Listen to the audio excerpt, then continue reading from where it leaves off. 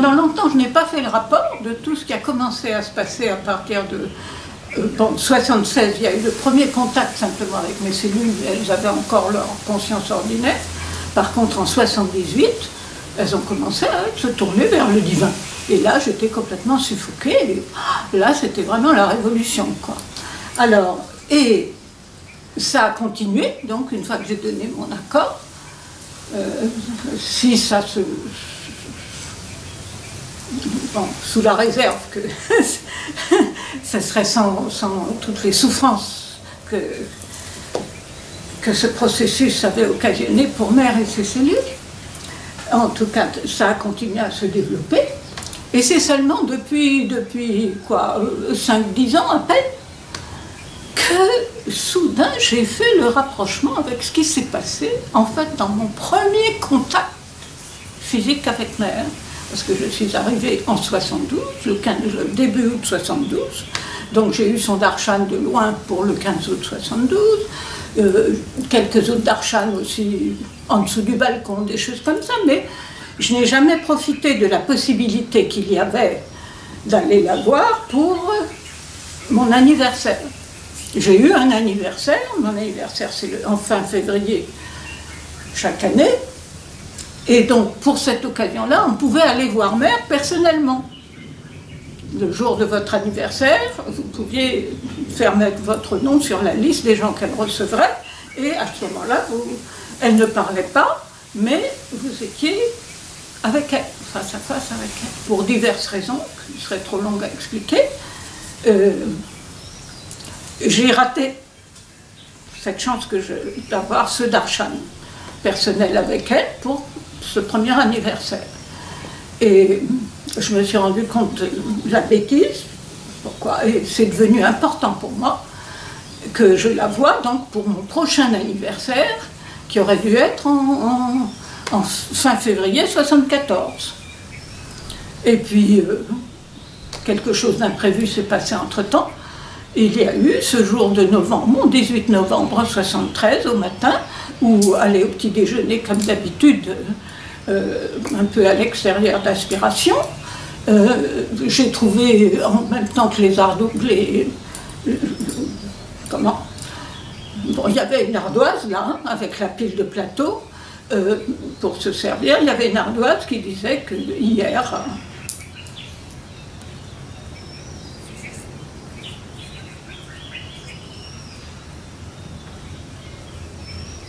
à 19h25, Mère avait quitté son corps.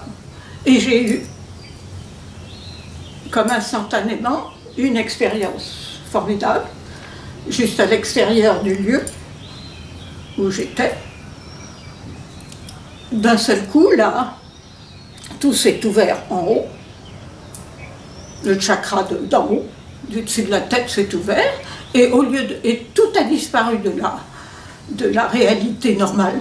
Je ne voyais plus rien, je n'entendais plus rien de la réalité normale. Et à la place, j'étais toujours debout comme ça, les yeux grands ouverts, parfaitement consciente et tout, mais dans une autre réalité. La réalité vraie, qui est constamment derrière celle-ci. Comme si celle-ci, c'était juste des décors, n'est-ce pas? D'une gigantesque scène sur laquelle se jouent les scènes de la vie pour cette fois-ci, etc. Mais derrière, tout du long, il y a la vraie réalité, qui était cet océan de lumière fabuleux, sans limite, qui était le corps d'un être. Le corps d'un être infini, éternel, et qui était fait de substance de lumière et de pouvoir inimaginable, et puis de... Je ne savais pas encore que ça s'appelait l'Ananda, mais c'était absolument merveilleux à vivre. Voilà. Et ça a duré bon, un certain temps. Je raccourcis, il y a des tas. Pour ceux qui s'intéressent à avoir plus de détails sur ces expériences-là, et il y en a, je dois dire, un paquet. Ils peuvent regarder sur mon blog. En 2011, j'ai réussi techniquement à démarrer un petit blog. Et c'est ça. Bon, voilà. Donc ça peut être consulté par ceux que ça intéresse. Mais là, je fais court, hein, mais je donne l'essentiel des faits. Donc j'ai vécu la réalité vraie. Et pendant que je la vivais, à un moment, une voix intérieure m'a dit ça, ce que tu es en train de vivre en ce moment, c'est ce qu'on appelle en Inde la mère divine, the divine mother. Et c'est cela que la personne qui a quitté son corps hier incarnait sur la terre.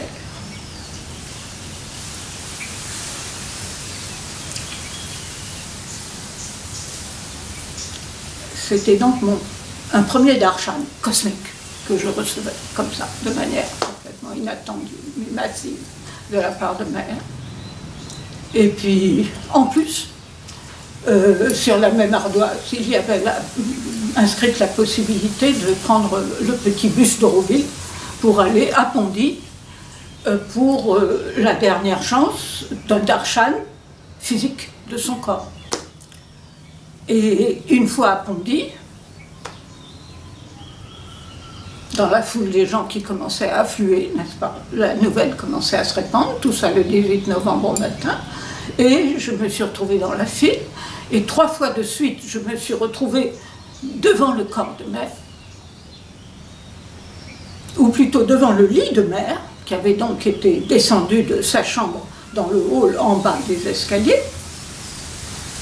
Mais sur ce lit, je n'ai jamais vu un corps, et encore moins un corps mort. Pas du tout. Pas du tout. J'ai vu le lit et au-dessus, une forme qui était comme une condensation de lumière flamboyante, mais comme d'une buée de lumière flamboyante, d'une conscience, d'un pouvoir, C'était énorme ce qui était là, au point que je suis tombée à genoux en sanglotant, que je ne pouvais pas supporter l'intensité de ce qui était là. J'ai dû ressortir, revenir, deuxième fois, la même chose, c'était trop fort. Et la troisième fois, j'ai réussi à rester bien calme, bien paisible intérieurement. Et là, la troisième fois, percevant toujours la même chose, j'ai pu rester debout là, et cette fois, c'est comme si ça rentrait en moi, ou quelque chose de ça rentrait en moi.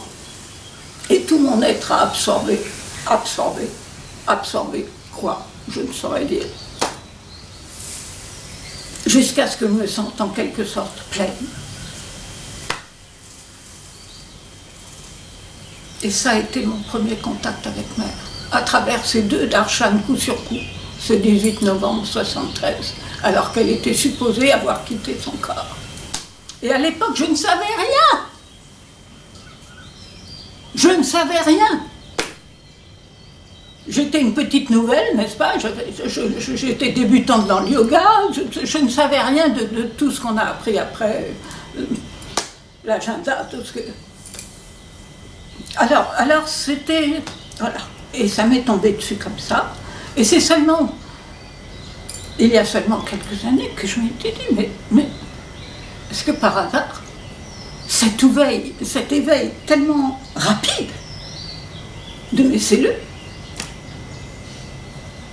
bon, bien sûr, il y a le fait que mon psychique à moi était bien ouvert, bien là pour aider. Et c'est seulement après ça, après que le chakra d'en haut se soit ouvert, etc. et tout, bon, alors seulement l'expérience cellulaire est venue. Et encore 2 ans après seulement, en 1978, le commencement du changement de conscience, d'éveil de conscience de mes cellules. Mais la rapidité avec laquelle ça s'est produit, ça n'a pas arrêté depuis. Je note tout de mon mieux sur mes petits carnets, hein, mes petits cahiers. Mais quelque part, c'est impressionnant. Et je suppose qu'il doit y avoir un lien. Qu'il se peut que ce jour-là, quelque chose de ce qu'il y avait dans le corps de mère est passé dans le mien et a eu un résultat au niveau cellulaire. C'est une possibilité qui m'est apparue presque comme une évidence rétrospectivement. En tout cas, les faits sont là. Sans que j'ai rien fait du tout de ma propre part, à aucun moment, dans cette direction-là.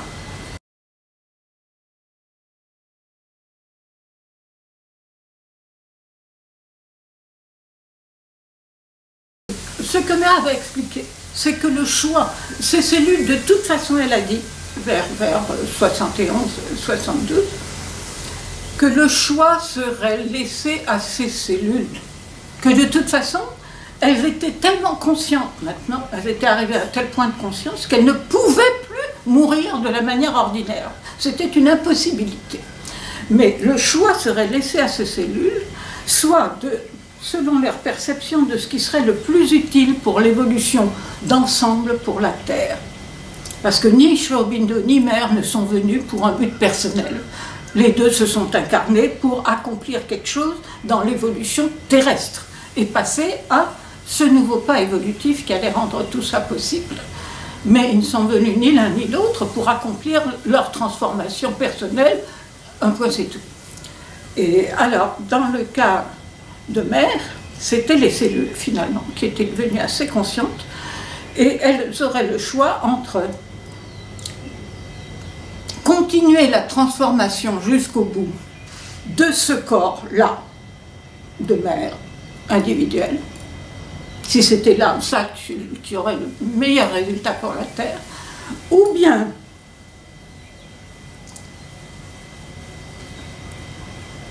se dissoudre comme amalgame constituant ce corps précis de Mère, se dissoudre et laisser leur conscience cellulaire évoluer, éveiller, rejoindre d'autres corps humains dans lesquels il y aurait la réceptivité voulue, pour les contagionner.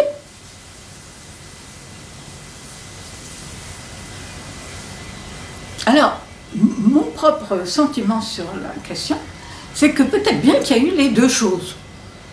Que ce que je vois, hein, bon, dans ma petite jugeote comme ça, pour le moment, c'est que Mère, elle part déjà de son corps constitué, etc., et tout un nouveau corps, bon, mais probablement dans ce qui restait, que ce corps-là n'utiliserait pas, il y avait probablement des cellules déjà éveillées, etc., et en nombre suffisant pour aller contagionner là où il y aurait des réceptivités.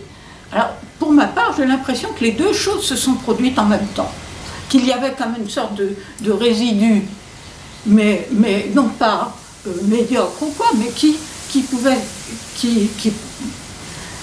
était la partie qui allait se dissoudre pour contagionner d'autres êtres, d'autres corps, de manière que d'autres cellules soient ensemencées en quelque sorte par la nouvelle vibration, le nouveau type de fonctionnement appris par les cellules du corps de Mère. Alors, et en ce qui me concerne, j'ai le sentiment que c'est ce qui s'est passé dans une certaine mesure. Voilà. Le fait d'avoir vécu plein de vies avant ne constitue pas qu'une aide. On se retrouve aussi avec des tas de vœux qu'on a prononcés à des époques où on était moine ou moinesse tibétain ou ailleurs, ou est-ce que je sais, n'est-ce pas, dans tous les sens, et où ce sont des choses qui restent, les choses que l'on fait avec une intensité d'intention comme ça, les vœux de pauvreté, les vœux d'ascétisme, les vœux de chasteté, les vœux de... tout ça dans le genre, n'est-ce pas, ce sont des choses dont il vous reste des traces, même subconsciemment, après. Et on est en pleine période de transition sur la Terre, et c'est donc un moment où beaucoup du vécu d'autres vies doit être aussi rassemblé dans son essence, n'est-ce pas? Et en même temps, les résidus de choses qui n'avaient pas été résolues à ces époques-là, n'est-ce pas? Dans cette vie-ci, j'ai quand même, d'une certaine manière, tout misé sur le divin. C'est une vie, bon, voilà, mais où j'ai dû épuiser aussi des résidus de tendance, justement, et des complexités de personnalité qui restaient à résoudre aussi, à guérir aussi, à d'autres niveaux, et qui avaient des conséquences sur le corps. Et encore dans cette vie-ci, mon mental a demandé, la stupidité du mental, dans certaines, voilà, à exiger du corps que, voilà, certaines choses qui ont détruit son équilibre. Donc, à la fois, je suis de plus en plus à même, maintenant que ce malheureux mental et ce malheureux vital ont peu à peu épuisé leur propre stupidité, n'est-ce pas? En dépit de leur bonne volonté vers le divin, il y avait aussi tous ces résidus de stupidité en tout genre qu'il fallait affronter et résoudre et guérir en profondeur. Pas juste mettre sous le tapis, n'est-ce pas? Parce que tout ça sont des problèmes humains, voilà, hein, universels. Et en même temps, de plus en plus, je suis à même d'aider vraiment mon corps. Maintenant qu'en fait, les autres parties de la surface se tiennent un peu tranquilles, ou même aident de leur mieux, eh bien non seulement le corps n'est plus gêné par leurs exigences en tout genre, mais il est laissé libre de réagir à sa vraie manière à lui, selon sa vraie intention à lui, le corps, et son intention à lui, et c'est ça que je trouve de plus en plus magnifique. Depuis quelques années, le corps, on est de plus en plus souvent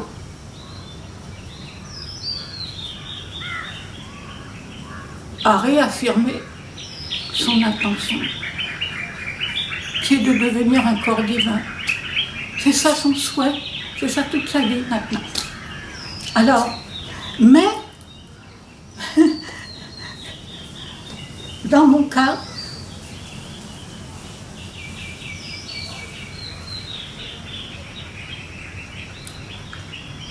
et je pense que dans le temps, c'est pour ça que je suis arrivée aussi, je suis une génération plus ou moins après Sarprem.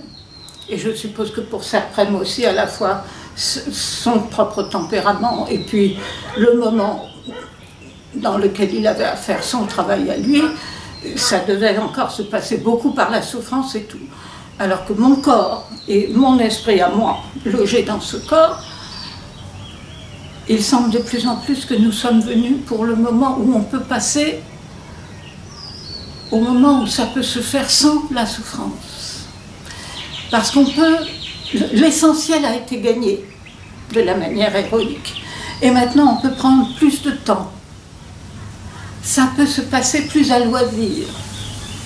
J'ai toujours eu le sentiment que je voulais que ma vie soit comme une croisière avec le divin. Mais j'ai toujours refusé l'idée du forcing. Et tout de suite, ça a été cette réalité de l'Ananda qui a été le moyen vers lequel tout mon être s'était lancé. Alors, il semble que ça soit vraiment cette manière-là de s'y prendre qui régisse le processus pour mon corps. Et peut-être que ça ouvre une porte, n'est-ce pas, qui sera utilisée par de plus en plus d'autres gens aussi, je l'espère.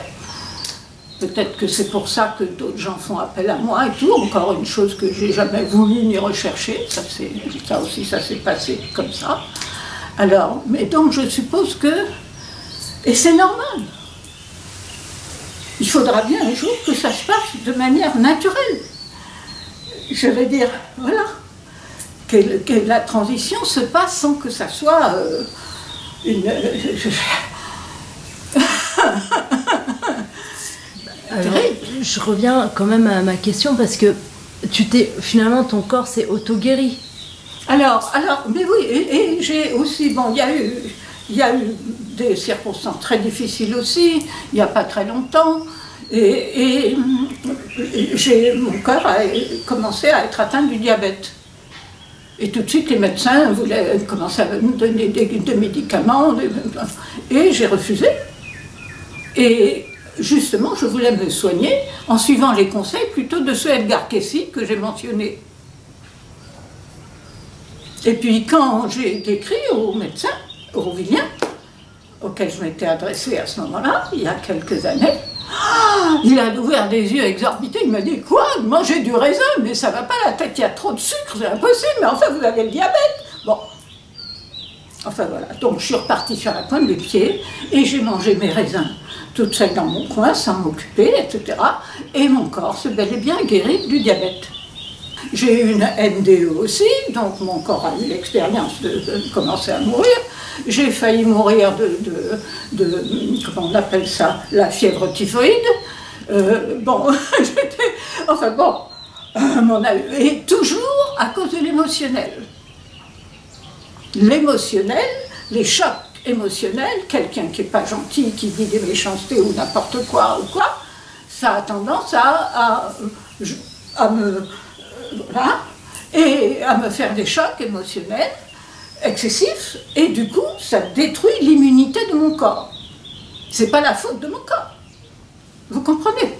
C'est dans ce sens-là que mon corps était la victime des autres parties de l'être. Alors, entre-temps, j'ai travaillé aussi sur mon vital pour pacifier l'émotionnel, enfin, toutes ces choses-là, ça fait partie du travail du yoga dans son ensemble. On se concentre directement sur le corps, mais pendant très longtemps, le corps n'est pas isolé. Il est tributaire et victime de ce qui se passe, n'est-ce pas, par la faute des autres parties de l'être aussi. Alors, donc, maintenant, ça commence à pencher du bon côté, où les deux parties qui étaient catastrophiques avant, dans d'autres vies et dans cette vie-ci pendant longtemps, maintenant ça va beaucoup mieux, leurs problèmes spécifiques sont à peu près réglés, et donc ça peut être enfin uniquement le psychique et le corps. Et alors, donc, non mais même ça se traduit, mon corps a retrouvé pratiquement la souplesse de quand il était bébé, spontanément, parce qu'il vit dans un état de confiance, et le plus souvent dans la conscience d'être dans le divin, qui le protège, et c'est comme si, sans le divin, le monde c'était comme le monde où tout va mal, où à chaque instant, n'est-ce pas, une catastrophe peut se produire. Père, regardez-vous à gauche, père, regardez-vous. Oh, il y a une brique, un pot qui me tombe de là. Ah, une voiture. C'était affreux. Bon, c'était constamment le souci de se garder en vie, de se protéger. Bon. Donc une vie dans la paix. Et c'est une des choses qui ont tourné mon corps aussi, mes cellules. Parce que la seule chose qui était au-dessus de tout ça, qui pouvait les protéger contre cette vie terrible, c'était le divin. Et quand on est dans le divin, c'est comme si on actionnait quelque chose qui est toujours là, mais qu'il faut activer en l'appelant, en gardant sa conscience sur sa présence. Et alors tout se met à fonctionner autrement. Les dangers, les accidents qui commençaient à se produire, avortent. Le pied qui commençait à se tordre dans l'escalier, se remet droit. On tombe de son scooter, mais on se relève absolument indemne, n'est-ce pas, avec le scooter entre ses pieds, n'est-ce pas, comme si on tombe dans l'escalier, bon ben hop, on se relève, comme si... C'est ça, si les gens pouvaient comprendre, le divin n'est pas une abstraction. Le divin est l'essence même de ce qui est. Le divin est partout, en nous, dans l'air qu'on respire. Mais personne ne s'en rend compte. Et c'est comme l'électricité. L'électricité aussi, elle est partout. Et même si elle est branchée chez nous, si on ne va pas à l'interrupteur pour appuyer, eh bien c'est comme s'il n'y avait pas l'électricité. Et on restera dans le noir, ou avec des choses qui ne fonctionneront pas. Eh bien le divin change toutes les règles du monde dit physique, qui sont supposément des règles absolues. Alors ça vaut un peu la peine d'activer ce bouton, de penser au divin, de garder conscience d'être là. Et en plus c'est merveilleux, parce que c'est baigné dans le délice d'être. Là encore, si les gens se rendaient compte, c'est incroyable. On baigne dedans.